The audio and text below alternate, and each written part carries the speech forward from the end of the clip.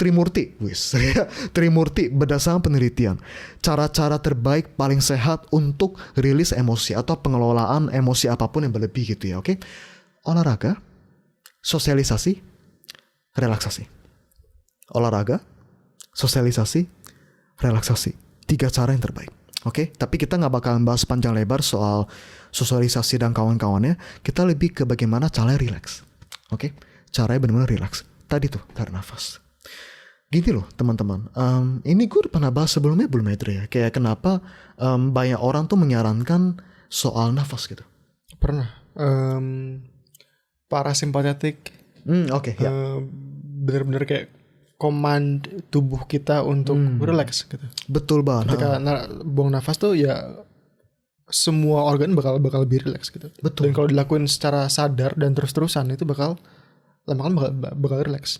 Betul banget. Dan ini mungkin refresh ya bagi kalian yang mungkin belum nonton episode itu, atau yang mungkin udah nonton, anggapnya refresh secara singkat. Gue gak bakalan jelasin sepanjang itu. Cuma kan ketika orang khawatir, orientasi pikirannya itu ke depan, bener-bener ke depan terus. Segala skenario A, B, C, D, sampai Z yang di masa depan yang belum tentu kejadian itu di kepala, sehingga mereka bisa bengong tuh, mikirin kayak gitu. Akhirnya paralyzed gitu. Nah dengan kita kayak oke, stop, tarik nafas, tahan, kemudian hembusin gitu ya, dan lain sebagainya. Itu satu, ngajarin badan untuk stop, ngerem. Kayak yang tadi itu kan deg-degan, aliran darah cepat dan lain sebagainya. Itu kan reaksi kita terhadap khawatir dan stres gitu ya. Dan kita nafas tahan, kasih tahu badan supaya kita ngerem dulu. Kemudian kedua, ini guys, saya please, ini salah satu tips gue yang paling utama kepada kalian yang mudah cemas gitu ya. Ketika kalian nafas atau bahkan set waktu khusus untuk belajar relaksasi nafas gitu ya. Di YouTube banyak kok, oke? Banyak panduannya gitu, ikutin aja. Ketika kalian melakukannya, please dihayati baik-baik, dimaknai. Rasanya sensasi anginnya gitu ya. Rasanya sensasinya ada yang mengembung, entah itu diafragma, entah itu di dada gitu ya. Kemudian ditahan, rasakan, dihayati sensasinya, the good things, oksigen lagi memenuhi tubuh. Kemudian ketika dihembuskan, pelan-pelan, bayangkan benar-benar karbon dioksida keluar, anginnya keluar gitu. Fokus kepada sensasi badan. Ini sebenarnya dasar daripada mindfulness. Kenapa? Karena pikiran kita yang tadi yang ngawang-ngawang kemana-mana, kita tarik ke sekarang, masa kini. Bahkan ada banyak sekarang lagi populer banyak banget teknik grounding gitu loh. Intinya apa? Supaya kita ingat kepada masa kini. Segala panca indera. Kalian boleh peluk bantal, it's okay, gak apa-apa, peluk bantal. Atau kebetulan lagi pakai celana kayak jeans, karena teksturnya gitu ya. Teksturnya gak apa-apa, pegang pelan gitu, rasain teksturnya. Karena panca indera adalah media terbaik yang bisa kita pakai untuk membawa kita kembali ke masa kini. Karena panca indera kan here and now, sekarang. Gue dipukul sekarang, ya sakitnya sekarang. Enggak tiba-tiba gue digebukin Andre sekarang, sakitnya besok, enggak gitu ya. Ya sekarang gitu. Jadi lakukan hal itu. Panca indera itu adalah tool yang terbaik untuk be mindful ya. Yes, betul. Dan ini salah satu kayak tips yang diberikan kepada mereka yang OCD. Kan ada orang OCD kayak bolak-balik cek kunci rumah. Bisa belasan bahkan bisa setengah jam. Kunci buka, udah kunci belum ya, kunci buka. Bahkan ada yang bisa udah nyampe tempat kerja pulang lagi, pengen ngecek. Nah, coba deh, karena itu ketika mereka melakukannya, mereka nggak ada salah satu ini, cuma salah satu indikasi ya. Salah satu indikasinya adalah mereka nggak menghayati bahwa mereka sudah kunci pikirannya. Mereka fokus ke pikirannya. Kemalingan nih kalau nggak nih, nanti kebakaran nih kalau nggak nih, dan lain sebagainya. Tapi coba deh, pause sebentar. Tarik nafas, rasain sensasi gembok ya, rasain sensasi kuncinya, dengar suara ceklek ya, ceklek, dihayati. Taruh, kita sudah melakukan dalam kendali kita, yang dua kendali selesai, baru jalan tempat kerja. Panca indera. Gue udah pernah bilang belum, kayak ini salah satu metode yang diberikan kepada mereka korban sexual abuse. Belum ya? Oke, secara singkat ya guys ya. Intinya gue menarik sih. Ini gue belajar di Australia waktu itu penanganan bagaimana konselingin mereka yang punya trauma mendalam. Contoh yang sexual abuse. Jadi si pelatihnya sharing gitu loh. Ada orang kayak misalnya remaja.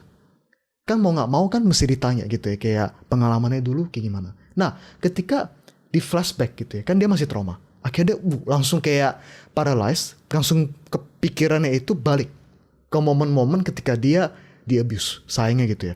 Akhirnya dia kayak langsung pikirannya udah bener-bener kesana. Akhirnya dia lupa, kayak bener-bener ngawang, flashback lah, bener-bener momen flashback gitu. Kalau kalian pernah lihat film-film itu nyata, orang yang trauma bisa kayak gitu. Akhirnya trainernya kayak langsung tepuk dia gitu ya, nak gitu, tepuk dia. Kemudian minta dia dikasih kertas, suruh gambar apel, diwarnain, apel warnanya apa, merah, nih aku kasih kamu warna merah. Akhirnya dia warna merah. Kemudian sekarang kamu di mana? Di sini. Rasanya sekarang suasana gimana? Adem gitu, karena AC gitu, adem. Sekarang jam berapa? Jam 12. Akhirnya dia nggak panik lagi. Kenapa? Karena ditarik. Sensasi badannya, sensasi kayak tempat duduknya nyaman, adem gitu kan, panca indera ke sini. Karena yang tadi ya traumatic memorinya muncul, kita tarik kembali ke masa kini. Itu salah satunya. Oke guys, relaksasi. Seorang yang cemas itu karena dia mikirnya ke masa depan atau masa lalu. Betul. Dan harus cara ngelolanya yang paling mudah mungkin ya, untuk supaya nggak cemas lagi adalah fokus ke panca indera dan gunain panca indera itu sebagai alat untuk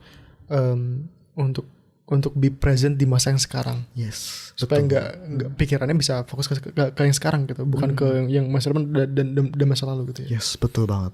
Dan ini loh, ada juga salah satu tips lainnya adalah yang lagi cukup populer itu adalah butterfly hug.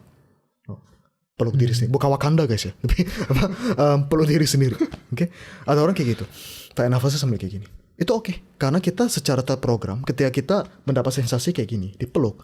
Karena memang ada power di dalam pelukan gitu ya. Makanya orang-orang anak dipeluk orang tua, dipeluk significant other, itu memang menenangkan banget. Nah tapi pertanyaannya, kalau lagi nggak ada siapa-siapa, kalau lagi nggak ada siapa-siapa, ya udah.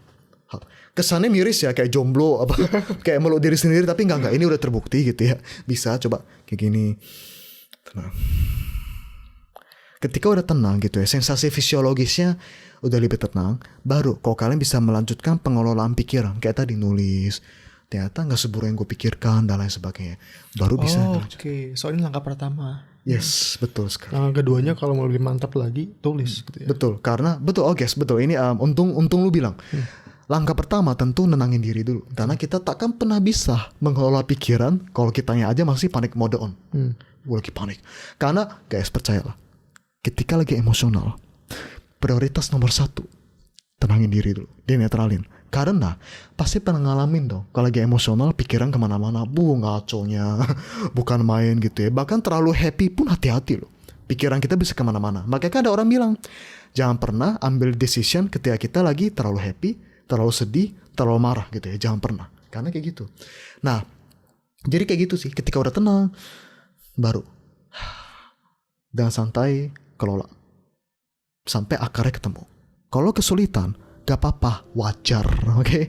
Untuk itulah tenaga profesional ada untuk kalian.